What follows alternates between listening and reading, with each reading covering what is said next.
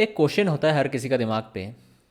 जब भी आप क्लास 11th 12th में प्रिपरेशन लेते हैं नीट पीजी का या तो मेडिकल एंट्रेंस या तो इंजीनियरिंग एंट्रेंस एग्ज़ाम का, सो हर कोई सोचता है कि मुझे अच्छे से अच्छा इंस्टीट्यूट पे जाना है।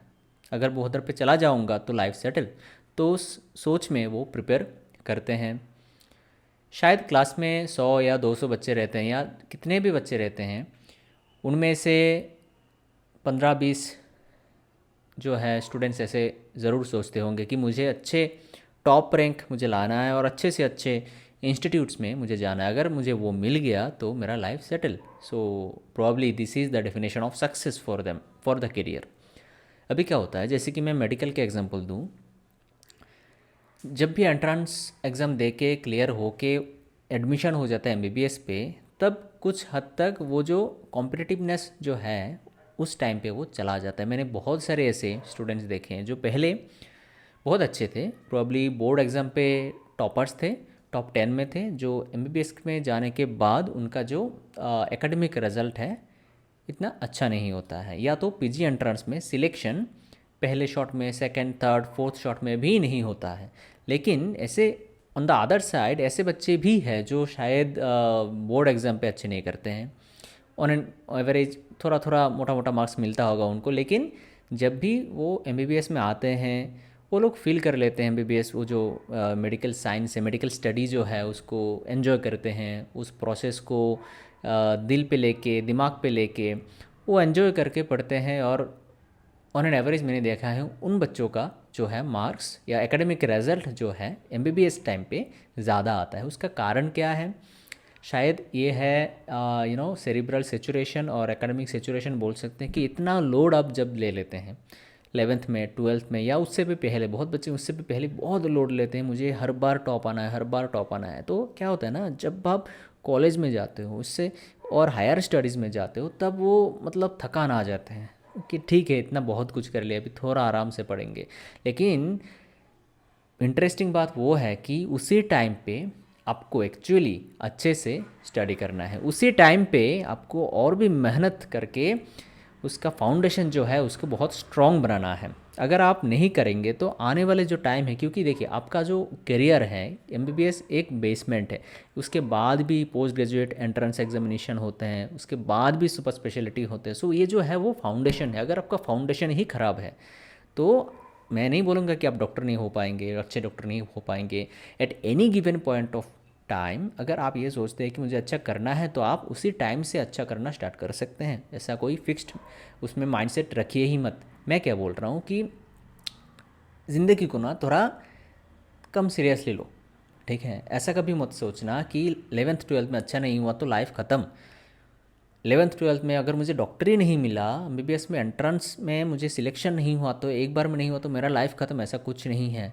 द मोमेंट यू डिसाइड कि आपको करना है and you put your time, effort, attention, interest, focus, everything there, you grow. Okay, आपको मिल जाता है। शायद आपने जो सोचा था, जो रैंक आपने सोचा था, हम अपने लिए कभी ख़राब सोचते ही नहीं हैं, बेस्ट ही सोचते हैं। मुझे टॉप करना है, टॉप 10 में आना है, टॉप 100 में आना है, वो नहीं मिला होगा आपको। आपका रैंक जो है 2000 3000 आया होगा और आप सोच रहे हैं कि इसमें जो भी मुझे मिलेगा इसके थ्रू मैं जैसा भी डॉक्टर बनूंगा, I will not be a good doctor. No, it is not like that. डॉक्टरी जो है एक क्लिनिकल साइंस है। If you are a doctor तो आपको वो भी आना है कि आपको इसको अप्लाई कैसे करना है, तो बहुत सारी चीज़ उसमें है, ठीक है? सो मैं इसलिए बोल रहा हूँ कि आप अगर एमबीबीएस स्टूडेंट हैं, अगर आप पोस्ट ग्रेजुएट एंट्रेंस एग्जामिनेशन के लिए जाते हैं, सो यू एनालाइज प्रैक्टिकली कि अभी ऑप्शंस क्या है, अवेलेबिलिटीज़ क्या है, और मेरा स्ट्रॉन्ग पॉइंट और वीक पॉइंट क्या है, उसके ऊपर बेस करके आप डिसाइड करिए, ठीक है? लेकिन एक बात मैं ज़रूर बोलूँगा, कभी भी ये मत सोचना किसी भी हालत में ज़िंदगी का कि ये नहीं हुआ तो ख़त्म। ऐसा कुछ भी नहीं होता है। जब तक आप जी रहे हैं आपके पास अपॉर्चुनिटीज़, ऑप्शंस आते रहेंगे, दरवाज़ा खुलते रहेंगे। ऐसा किसी भी मोड़ पे सोचना ही मत, एकेडमिक हो या करियर हो, पर्सनल हो, कुछ भी हो, लेकिन कि ये कि ऑप्शन नहीं है मेरे साथ, ज़िंदगी यहाँ पे ख़त्म। क्योंकि हम जब ये सोचते हैं कि यहाँ पे ख़त्म हो गया, मतलब हमारा जो सक्सेस का डेफिनेशन था, जो ग्रोथ का हमारा जो रास्ता था, वो किसी ने हमारे लिए डिफ़ाइन करके रखा हुआ था कि ठीक है, तुमको आईआईटी में एडमिशन लेना है, तुमको एमबीबीएस में एडमिशन लेना है, इधर पे जाना है, एमबीबीएस में सेंट्रल इंस्टीट्यूट पे जाना है, इस पर्टिकुलर इंस्टीट्यूट में, मतलब इस 20 इंस्टीट्यूट पे नहीं जाओगे तो तुम हम अच्छा डॉक्टर नहीं बन पाओगे, ऐसा कुछ भी नहीं हो। ठीक है, आप प्राइवेट इंस्टीट्यूशन में भी जाएंगे, आप अपना मेहनत से कोई भी गवर्नमेंट इंस्टीट्यूशन में भी जाएंगे, डजेंट मैटर। आज जो है इंटरनेट की वजह से एवरीथिंग इज़ अवेलेबल ऑनलाइन, तो वो डिपेंड करता है आपके ऊपर कि आप कैसे सारी चीज़ों को कंज्यूम कर सकते हैं, अप्लाई कर सकते हैं और सीख सकते हैं। Now days it is not the limitation कि मैं इस कॉलेज में हूँ या तो उस कॉलेज में हूँ, इट डजेंट मैटर। मैं बोल रहा हूँ, आप किसी भी कॉलेज में चले जाएंगे, लेक्चर हमेशा बोरिंग ही होता है। ठीक है, it is not the lectures, it is not the teachers, 80 to 90% of the time it is you who decides your career, who decides your next step, who decides your future. Teachers इसलिए काम पे आते हैं कि they have the experience, they will tell you advice you, and वो छोटे छोटे बात जो है वो आपका दिमाग पे गहराई में चले जाते हैं और यू अप्लाई दैट। सो वहाँ पे as mentor, as teacher guide वो बहुत हेल्पफुल होते हैं, आई एग्री। क्योंकि अगर कोई अच्छा इंस्टीट्यूशन में एम्स में पढ़ा रहा होगा, डेफिनेटली उनका एक्सपीरियंस भी बहुत उसी लेवल में मतलब होगा। मैं अच्छा या बुरा नहीं बोल रहा हूँ, और कोई भी अच्छा इंस्टीट्यूशन में अगर बहुत साल से पढ़ा रहा है, उसके एक्सपीरियंस भी ज़्यादा है, तो आपको जो भी बोलेगा बुरा नहीं बोलेगा, आपका ना एक्सपीरियंस है अच्छा ही बोलेगा। सो वो आपका काम पे ज़रूर आएगा। लेकिन ऑनलाइन अवेलेबिलिटी की वजह से वो जो लिमिटेशन पहले था वो अभी नहीं है, और कभी भी ज़िंदगी का एकेडमिक करियर में आप पहुंच जाएंगे। हाँ, आपको थोड़ा स्मार्ट होना है, लेकिन मुझे ये जो है एंट्रेंस एग्ज़ाम बोलिए या तो कोई भी आपका एमबीबीएस बोलिए, एनीथिंग जो आपसे क्या चाहता है, अगर वो डिमांड आप फुलफ़िल कर दें और उससे एक्स्ट्रा भी आप काम करते हैं कि आपका फ्यूचर का सोच के, and also along with that you develop your personal development, communication skills, all the other things, क्योंकि वो ही आगे जाके फ्यूचर में ना, मैं बोल रहा हूँ अगले 10 साल 15 साल में ये सारे सॉफ्ट स्किल्स बहुत मैटर करेंगे डॉक्टर्स के लिए। हमेशा मैटर करता था, अभी भी करता है, लेकिन आने वाले टाइमों पे क्योंकि इंटरनेट की वजह से लोग बहुत अवेयर हो जाएंगे, लोगों को बहुत कंडीशंस के बारे में इंटरनेट की वजह से पता चलेगा। तो कम्युनिकेशन, सॉफ्ट स्किल्स, वो सब होना बहुत ही इम्पोर्टेंट है। तो मैं ये बोल रहा हूँ कि एन्जॉय यूर रेसिडेंसी और your medical MBBS time, it is just a journey.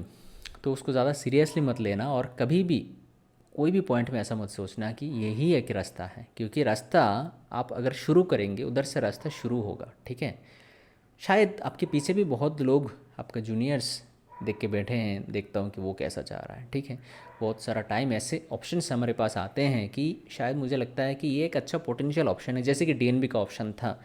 आने वाले टाइमों पे उसका डिमांड और भी ज़्यादा बढ़ेगा। ठीक है, तो you have to look into it, थोड़ा एनालाइज करना पड़ेगा, थोड़ा स्मार्टनेस से आपको डिसाइड करना है कि मुझे अभी करना क्या है। ठीक है, लोग बोलेंगे बहुत कुछ, स्पेशली जब ये कुछ ट्रांजिशन टाइम होता है कि एक डिग्री से दूसरा डिग्री में आपको सोचना है, या तो सिस्टम पे कुछ चेंजेस आ रहे हैं, या ये आप नीट एग्जामिनेशन बोलिए, काउंसलिंग बोलिए, या तो डीएनबी वर्सेस एमडीएमएस बोलिए, अगर कहीं पे भी ट्रांजिशन जोन रहता है ना, तो बहुत सारे कन्फ्यूजन्स रहते हैं। तो कन्फ्यूजन्स को आपको खुद से एनालाइज करके एक सॉल्यूशन में, एक डिसीजन में, फाइनल डिसीजन में आना है और एक चीज़ डिसाइड करना है। So what ever you choose, आपका नेक्स्ट स्टेप जो है ज़िंदगी का उसके ऊपर डिपेंड करता है, और आपका करियर उसी जो है पॉइंट से आगे बढ़ेगा, लेकिन कभी रुकेगा नहीं, टाइम के साथ साथ हमेशा आगे बढ़ेगा। So never think that you are done and this is finished, there is always one more chance for you, always remember that. Okay, अगर वीडियो अच्छा लगा, वीडियो को लाइक करिए, शेयर करिए और चैनल को सब्सक्राइब करिए।